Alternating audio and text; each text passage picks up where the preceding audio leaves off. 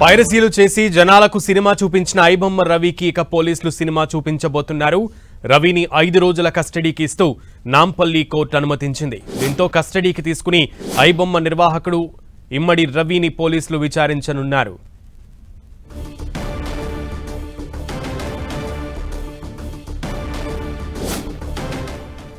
ఇదే అంశానికి సంబంధించి పూర్తి సమాచారం మా ప్రతినిధి కిరణ్ అందిస్తారు. కిరణ్,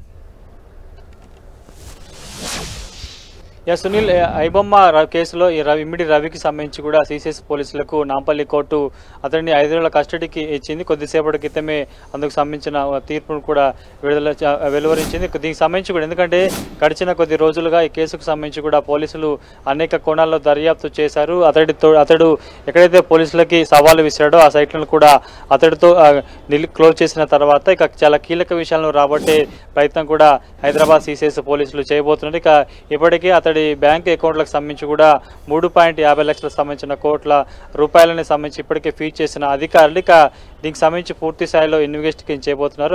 అరెస్టు క్రమంలో అతడి ఇంట్లో దొరికిన హార్డ్ డిస్క్లను ఇప్పటికే కొంత టెక్నికల్ అంశాల ఆధారంగా చేసుకుని అందులో ఉన్న డేటాను కూడా అనలైజ్ చేసిన పరిస్థితి కనిపిస్తుంది. కాబట్టి ఇక సిసిఎస్ పోలీసులు ఇమ్మడి రవిని 5 రోజుల కస్టడీ తీసుకుంటే కూడా చాలా కీలక విషయాలు రాబట్టే అవకాశం కనిపిస్తుంది. ఇక అరెస్టు తర్వాత కూడా అతడికి సంబంధించి ఐబొమ్మ సైట్తో పాటు బొప్పంతో పాటు మరికొన్ని మిర్రర్ సైట్లు కూడా నిర్వహించినట్టుగా ఇప్పటికే పోలీసులు ఆ కీలక విషయాలను రాబట్టిన నేపథ్యంలో ఇక అతడికి సంబంధించి 5 రోజుల కస్టడీకి తీసుకుంటే ఇంకా మరింత సమాచారం రాబట్టే అవకాశం కనిపిస్తుంది.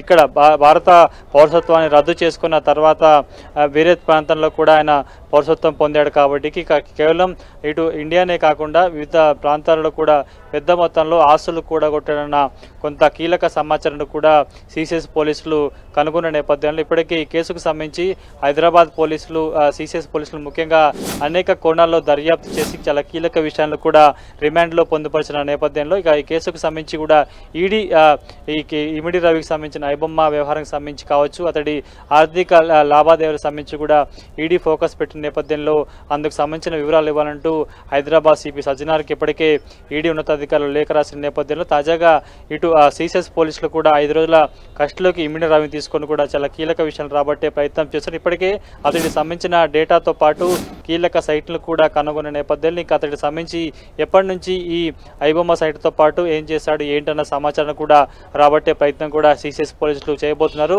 ఇప్పటికే అతడు అరెస్ట్ చేసి రిమాండ్ చేసిన తర్వాత కూడా 1 రోజుల కస్టడీ తీసుకోవాలని సిసిఎస్ పోలీసులు భావించారు. కానీ ప్రస్తుతానికి నాంపల్లి కోర్టు 5 రోజుల కస్టడీకి ఇచ్చినట్లుగా మనం చెప్పుకోవాల్సి ఉంటుంది. కాబట్టి రేపు ఉదయం ఇటు చెంచలగూడ జైలు నుంచి సిసిఎస్ పోలీసులు ఇమ్మడి రవిని అదుపులో కస్టడీలోకి తీసుకొని పూర్తి స్థాయిలో కొంత దీనికి సంబంధించిన డీటెయిల్గా విచారణ చేయబోతున్నట్టుగా మనం చెప్పుకోవాల్సి ఉంటుంది. ఇక ఇందుకు సంబంధించి కూడా కొంత కీలక సమాచారం రాబట్టే ప్రయత్నం చేశారు. ఇక ముఖ్యంగా పోలీసులు ఈ ముఠాకు సంబంధించి గతంలో 5గురిని అరెస్ట్ చేసిన తర్వాత కూడా అప్పటి వరకు హైదరాబాద్లో ఉన్న ఇమ్మడి రవి ఆ తర్వాత దేశం విడిచి వెళ్ళాడు. అక్కడి నుంచి కరేబియన్ దీవులతో పాటు మరికొన్ని ప్రాంతాల్లో కూడా అతడు వెళ్ళినట్టుగా ఇప్పటికే గుర్తించారు. కాబట్టి ఇతడి నెట్వర్క్ ఇంకా ఏవైనా దేశాల్లో ఉన్నాయా లేదన్న సమాచారం కూడా రాబట్టే ప్రయత్నం కూడా హైదరాబాద్ సిసిఎస్ పోలీసులు చేయబోతున్నారు.